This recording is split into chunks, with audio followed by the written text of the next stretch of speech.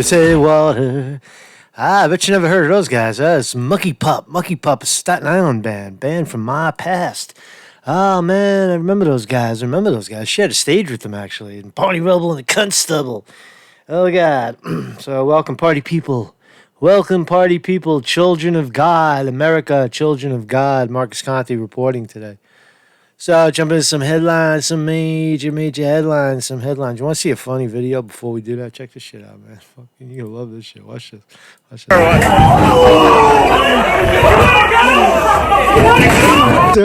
Fucking bitches kicking the shit out of this guy. Come here, you little motherfucker. Throw you down, bitch. Get in line. Get in line. You get in my wait in your fucking line. This Burger King. I'm next. I'm fucking next. Get in line, you little punk. I'm gonna kick your ass, you little fucking white twerp motherfucker. Look at the dude in the back, man. Look at this guy by the soda machine, laughing his ass off. What would you do if you're in Burger King and you saw that shit, man? So that chick is trained though. Watch. Boom. That was a judo chop. Watch it again from the top. Watch when he throw. Oh, that was a fucking judo throw, right? She's like trained or something. That dude fucked with the wrong fat chick, man. Where are they? They're McDonald's. You fucking get in fucking line, you little skinny fuck. Oh man, you can't make that one up, man. That's a fucking prize. That's a gift when you're in McDonald's. I don't go to McDonald's. There's nothing to eat there except the French fries for me. But I have been frequenting Burger King with the Whopper, man. Oh, fucking the Impossible Burger, man. The Impossible Whopper, loving it, absolutely loving it. So let's jump into the story. So we'll talk about Jeffrey Epstein. There's some the cannibal in Sweden. There's Andrew Yang. There's Joe Biden, the oil man. Talk about Larpers at the end. The fucking Larpers at the end. Right, because that's all they deserve is the end. And some other stuff, I guess. What else did I forget? We'll get to it. So let's talk about a little breaking news. Jeffrey Epstein, what a dead story. What a boring story. But it is exciting in this respect that jail where Jeffrey Epstein died has egregious history of security breaches. You don't say. Bombshell Justice Department documents reveal that the guards at the federal prison in Manhattan where child sex fiend Jeffrey Epstein hanged himself are notorious for not watching high-risk, high-profile inmates, and even helped one smuggle in contraband.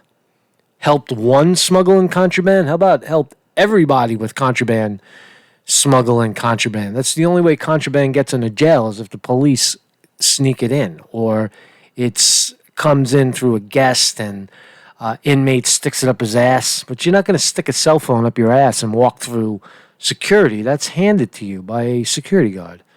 That's how it gets in, or a gun, or something like that. Officers at Metropolitan Correctional Center recently let an accused CIA leaker obtain electronic devices to continue to steal and transmit classified information, according to the document. They let a fraudster with ties to the Clintons get his hands on a smartphone that he used to falsify evidence. They even let an Islamic terrorist have access to Al-Qaeda propaganda. So there it is. MCC, Metropolitan Correctional Center here in New York City. I said it from the beginning. It's a holding pen. They put all the people in there that say, I didn't do it, I'm innocent, right? And then they torture you until you say you did it. And that's what Metropolitan is. Now, in light of this, and I'll just leave it there, in light of all of this revelation that there is really no solid security at MCC, that it's just a free-for-all, a pay-for-play situation where if you have money, you can have a cell phone, you can do whatever you want, right? Isn't it also possible that Epstein could have paid his way out? Isn't it possible that Epstein could have paid his way out? Now, all his assets, all Jeffrey Epstein's assets it's just a working theory. I don't know for sure. It does seem like a lot of people would have had to lie and be paid off to pull off a fake death.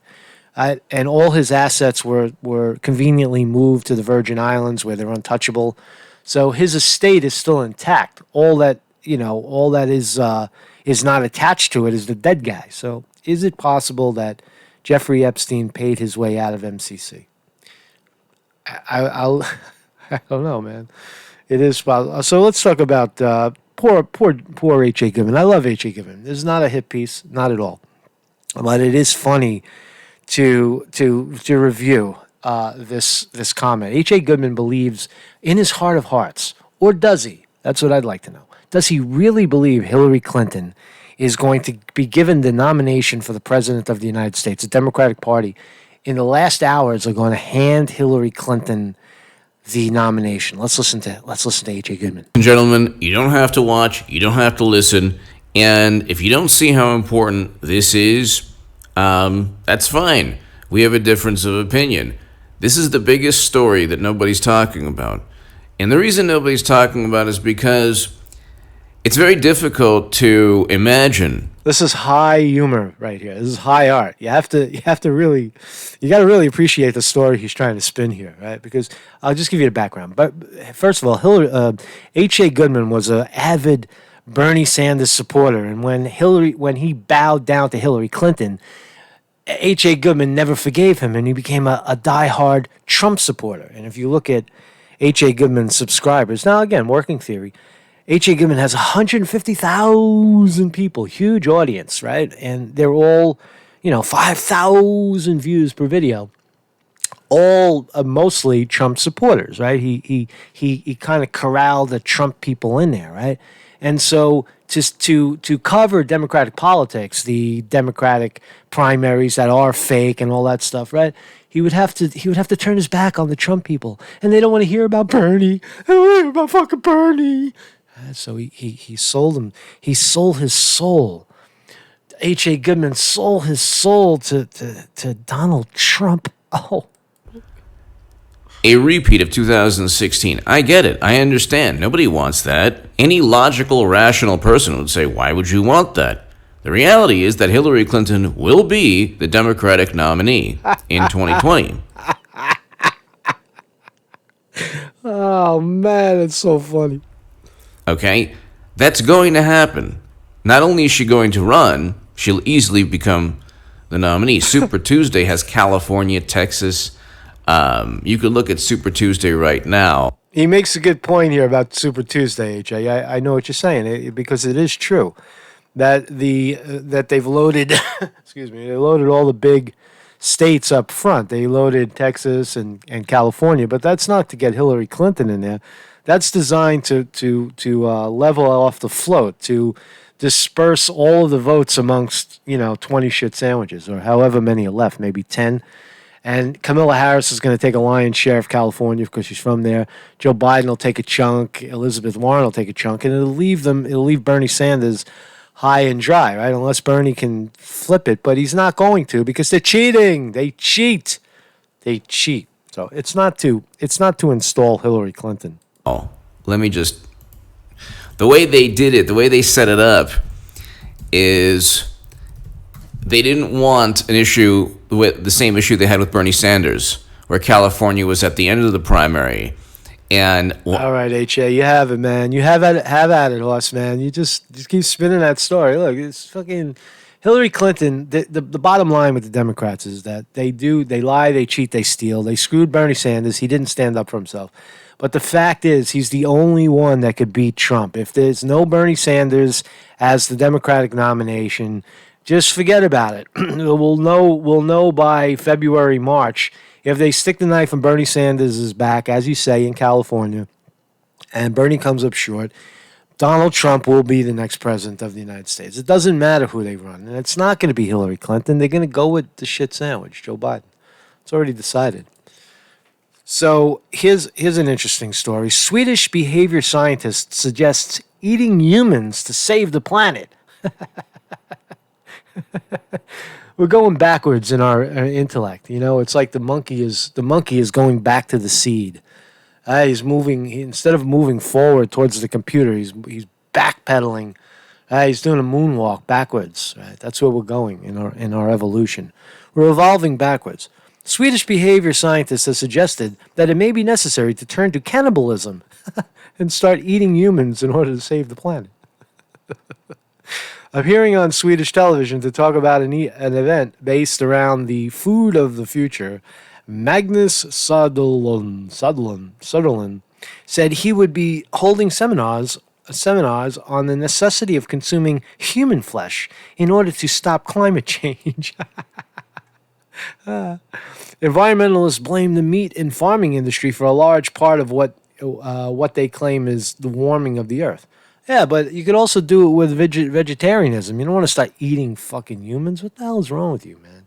That's such a stupid idea. How many we're going to start breeding? Have restaurants that serve dead humans? It's so stupid. Nobody wants to eat a fucking dead guy. Have you ever eaten a human? Do you even know what it tastes like?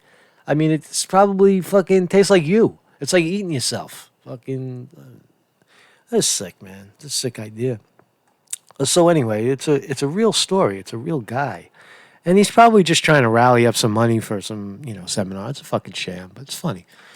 So let's talk about Andrew Yang. Love Andrew Yang, man. Andrew Yang, fucking Taiwanese, man. His parents are Taiwanese. He's American, right? He's not. He was born here. But his parents are from Taiwan. They were college people. They both met in I believe Columbia University here in New York, and Andrew Yang was the offspring of that. Very funny. I love this guy, man. He's a great personality, great character.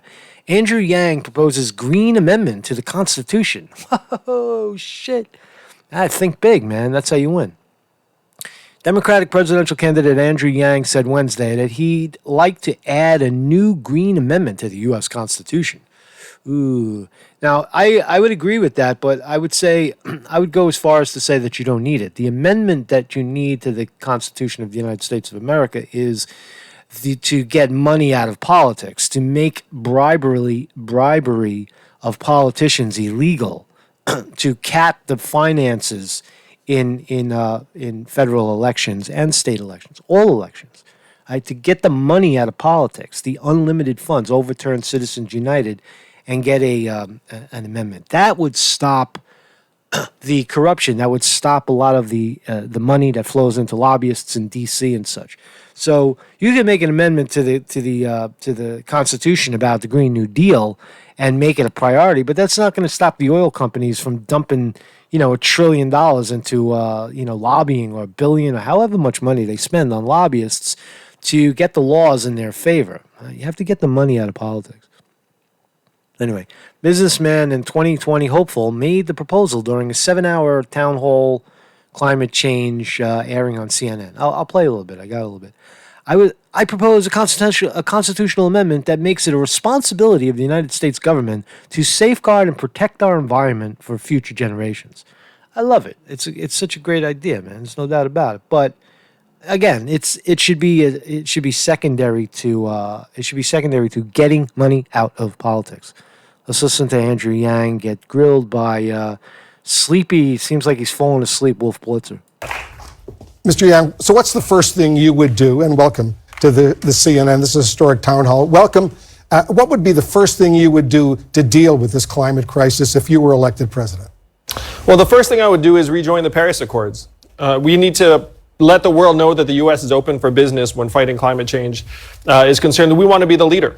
And then I would redefine our economic benchmarks to actually include environmental sustainability. Because right now, the trap that Democrats are in is that we're being told that moving towards a green economy is bad for jobs, it's bad for business. And that couldn't be further from the truth. We actually need to redefine our economic measurements to include clean air and clean water and let America know that. So how do you change that?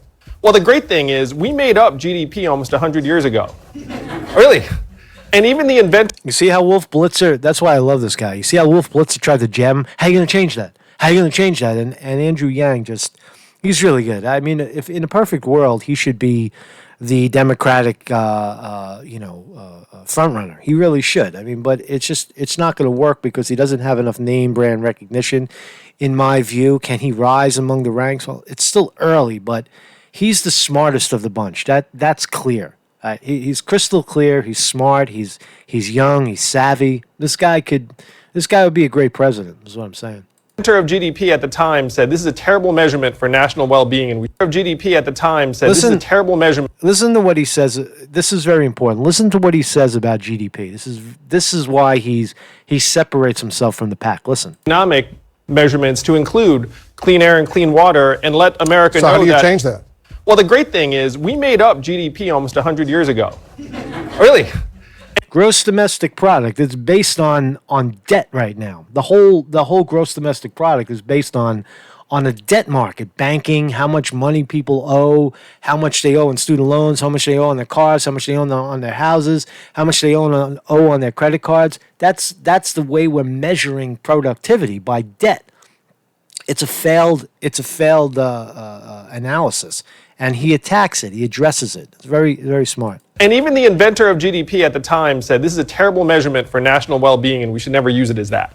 And here we are almost 100 years later following it off a cliff. So all we need to do is, as your president, I will go down the street to the Bureau of Economic Analysis and say, hey, GDP, 100 years old, kind of out of date. Let's upgrade it with a new scorecard that includes our environmental sustainability and our goals, the carbon footprint that companies are putting out there, but also our kids' health, which is tied to the climate, health and... Also, not just GDP, but all of the numbers that we view. Unemployment numbers in America saying that it's 3.6 or 3.3 or whatever the lying number is incorrect. The actual number, the actual unemployment in this country is probably around 20 to 25%. 1 in 4 people in this country do not work. That is the actual number, not the number that doesn't account for the people that have left the market, right? So all of the numbers, it's not just the number of GDP that needs to be reinvented and relooked at. It's like the Dow Jones, right? The Dow Jones keeps going up, but the original companies on the Dow Jones are not part of the Dow Jones. And like, for example, I believe they pulled out U.S. Steel as a deadbeat stock. So instead of leaving it in the Dow and showing everybody how weak the Dow is, they replace it with Intel, or they replace it with Microsoft or McDonald's, and they get a high flyer in the Dow. So even those markets even those indicators are rigged to show a better representation of our prosperity, right? So what Andrew Yang is saying is very true, but it shouldn't stop at GDP. Life expectancy, also tied to the climate. Mental health and freedom from substance abuse. These are all things. So I just love him. He makes great points, and you should watch that. It's CNN Breaking News. Andrew Yang. It's 30 minutes, really good. So I'll leave that to you. So fucking Joe Biden, this shit sandwich. Watch this, man. This is good. So Joe Biden is Mr. Oil now. Mr. Oil. So this kid asks him a question. Isaac Larkin at a town hall, at the same town hall. Listen to the question. It speaks for itself. Senator Biden, I'm 27 years old. Half of all greenhouse gas emissions ever generated by the entire history of human civilization have been released in my lifetime. This despite the now well-documented fact that 40 years ago, scientists at Exxon and Shell knew and reported to their bosses that burning fossil fuels was warming the planet and would destabilize the climate. Fossil fuel corporations, their executives, their trade and industry organizations, and their think tank front groups have waged a decades-long campaign of lying to the public about the science, and it has brought us to a crisis that threatens the entire human race. Now, I know that you signed the No Fossil Fuel Money Pledge, but I have to ask, how can we trust you to hold these corporations and executives accountable for their crimes against humanity when we know that tomorrow you are holding a high-dollar fundraiser hosted by Andrew Goldman, a fossil fuel executive? He's not a fossil fuel executive, I'm told. He is not a fossil fuel executive. He's not a fossil fuel executive. He's not a fossil fuel executive. Yes, he is. Yes, he fucking is. The kid just bashed you, man. Fucking Joe, bloody eye Joe. He's got a bloody eye. See his bloody eye? He's fucking blew a fucking eye socket. You heard? While he was at this thing, there's blood dripping down his eyeball. The fact of the matter is that what we talk about is what are we going to do about those corporations? What have we done? And everywhere along the way, for example, I've argued and pushed for us suing those. Joe Biden, you can't take money from the very people that are polluting the environment. You can't say, all right, give me $10 million and thank you very much. And they want something for that $10 million. They're not going to give you the money unless you give them legislation. That's the way politics works in America right now. Fucking lying Joe Biden, you fucking oil scumbag. Right? And the kid's calling you out on it. You say, oh, no. The guy's not an oil guy. No. Fucking, he's not an oil guy. What oil guy? He's not an oil guy. What do you know, kid? You fucking, come on. That's what he's trying to blow the kid off. Executives who are engaged in pollution, those companies who are engaged in pollution. I've never walked away from that. I've also been one of those people. But threat to the planet. We're acknowledging the threat to the planet. There was 2018, there was a Dutch news organization which uncovered internal communications from Royal Dutch Shell showing they understood the impacts of climate change and the company's contribution to it all the way back to the 80s. Let me just point out that in response to Harvard, Exxon said, our statements have been consistent with our understanding of climate science. Shell said, quote, its position on climate change has been a matter of public record for decades. We strongly support the Paris Agreement on climate change. But Isaac's question is, will you hold fossil fuel corporations and executives who've lied to the public accountable? Yes, and by the way, just like we did the tobacco industry that lied to the public, just like we did the opioid industry. So how do you do that? Well, the way you do that is you try to change the law. You go after them, you try to change the law. To his other question, though, about this fundraiser, there is a fundraiser tomorrow night. It's given by a guy named Andrew Goldman. He does hedge funds and stuff, but he also has a company called Western LNG. And their biggest project, which I think was announced in like 2018, is a floating liquefied facility for natural gas. It's off the coast of British Columbia, and it's going to provide Canadian gas to parts of northern Asia. So what Andrew is saying is, if you're going to a fundraiser that's given in part by this guy who has a company that is pulling up natural gas, are you the right guy to go after these people? Well, I didn't realize he does that. I was told if you... That's a fucking lie right there. You do realize it, right? So Enos Cooper's he really framed that question well, and it's actually surprising that CNN would do that. But they got him. Look at the SEC filings. He's not listed as one of those executives. That's what we look at. The SEC filings. Who are those executives? I've kept that pledge. Liar. Period. So are you going to look at that fundraiser tomorrow night? I'm going to look at what you just told me and find out if that's accurate, yes. Andrew Goldman, the guy who's one of the co-sponsors of the fundraiser, he had a company he was a co-founder of a company called Western LNG. He currently doesn't have day-to-day responsibilities. So what I was told by my staff is that he did not have any... Okay, so now he's been confronted on it. This guy, right, he's going to a fundraiser. He's going to take money from big oil. Right, big gas, right? An LNG floating tank out in the ocean. Right, dangerous, right? People don't want it. The environmentalists don't want it. It's not a good idea. So he's going to take money. He's going to go to the big fundraiser, right? And so did he go? Did he go? Now that he's been called out on it, did he go? Joe Biden and associates still expect Andrew Goldman, who co-founded a natural gas company, to serve as co-host of a fundraiser for Democratic presidential candidate Thursday evening, despite Biden's pledge to refuse money from fossil fuel executives. Okay, so there is the big flip-flop. If you need to see a flip-flop, there it is. Joe Biden, he was confronted, Right on national television, right on CNN. There, the kid confronted him, said, "Are you going to take the money from the fossil fuel industry?" He said, "No, I don't know nothing." What, the guy? I don't know what you're talking about. Goldman? I never heard of the guy. What does he do? He's not on the list. I don't know who he is. And then when CNN backed it up with evidence, he still said, "No, I'll take a look at it." And then he still went to the fundraiser. So the guy is unfixable, really.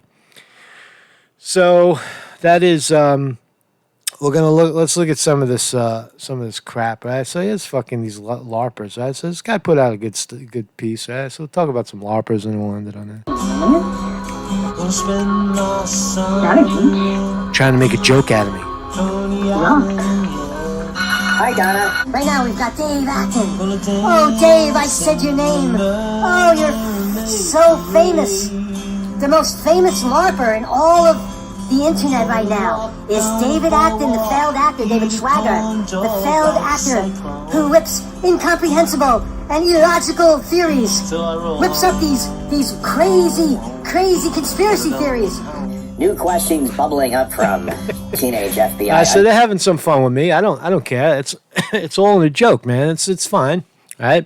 But that's not what concerns me about this is the teenage FBI, all of the Larpers, all of the deadbeat Larpers, right? They're all coming together. They're convalescing. I guess that's the word. They're kind of like all, it's like when the sediment of a mucky lake kind of like sinks to the bottom, and you could see the gunk on the bottom of the fucking, on the bottom of the glass or bottom of the lake. That's what these guys are. They're like the bottom feeders. It's all the shit, all the sediment that settles to the bottom, and they've all landed here on the teenage FBI. Right? So why do I keep LARPing on Larpers? I want you to see something, right? So. I'll see if I got it set up right. So this is that's one piece that Mr. Teenage FBI put out prior to his show. Now it's not a lot of views. It's just a couple of hundred people, but I want you to see the mentality of some of the ringleaders that kind of coalesce around this kind of message. So here is if you look at the names, right? You've got Combat. That's Dave Acton. That's Dave Acton. David Schwagart, the guy who launched the frivolous lawsuit against at Jason Goodman, right? What I'm saying is this, is that these guys have advanced it to interfering in other people's lives deliberately by either launching lawsuits at them, seizing personal information. In one case, one of these knuckleheads, the Schoenberger guy, actually contacts someone's wife's doctor. So it's a foul. They've gone off the board, off the rails, thinking that they're fucking funny, and they're and that's how you damage people. Who the hell wants to get hit with another fake lawsuit, right? And in the case of Dave Acton, he's already now a documented frivolous lawsuit writer, so that anybody at this point that Dave Acton should sue in this mindless scenario. All they'd have to do is show up in court or submit the testimony of the judge that states that he is a frivolous character, that he launches frivolous lawsuits, right? So my point is that this is a public service, right? There's news, there's truth, there is what's actually happening in the world, and then there's this other distraction online. Who is the LARPer, the live action role player that tries to take your attention away from what is important in the sense of Q, where like I said with the QAnon killer, where the kid was so down the rabbit hole that it actually resulted in murder, right? Or in the case of George Webb, where he let his alcoholic friend die, Jenny Moore, die of of heart failure in a room by herself. It's just, or a guy, my own example, walking down the street and confronting one of these fucking psychopaths, Jason Goodman. He swings an umbrella and tries to knock out your eyeball and destroy your equipment. Right? That's the nature. That's what I'm trying to point out. That they think it's funny, and it is funny to the point of you could humiliate somebody online. That's funny. Who cares, right? It's only words. But when you start to cross the line of trying to engage federal courts and people's doctors and stuff like that, that's where it's now you're and it's not even the LARPers. They're attacking the people that follow the LARP. So what I wanted to point out, and I'll let you go, is that LARPing if you read world, there is they're reviewing my video, so it's not important to really hear. You can go watch it yourself. But what is important is the comments. You see in the comments, you've got Combat. That's Dave Acton. He's in there. He's in the comments trying to twist the argument, right? And he's saying Conte will be sued for this. See? Even in light of the fact that he launches frivolous lawsuits, he's now in the corral. He's in the bullpen trying to rally the LARPers to justify, he's manufacturing consent to fabricate another fake lawsuit. Right? And this is the guy who claims to be the knight in shining armor, right? And people are cheering him on, right? You've got Steve Outram in there too, saying, "Sue him," right? He's in there. Should I sue him? Yeah, sue him. That's Dave Outram. Don't say it, Conte. You're not like it's just crazy. Don't say my name. I'm getting my envelopes out. Right now, so this is in a public forum, right? So guys like this, that's my point. The guys like this are fucking nuisance, right? You're fucking nuisance. These guys like this, right? But they got their own little clique there, and I mean, people should keep an eye on them. You know what I mean? They're just, it's just crazy shit, man. So anyway, man, Marcus Conte reporting. Listen to the monkey. Now all around.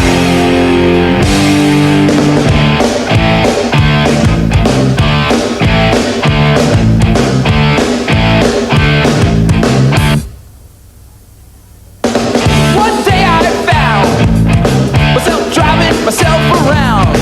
Then it's all like I heard a sheep calling. Give me a ride to the dead show, man.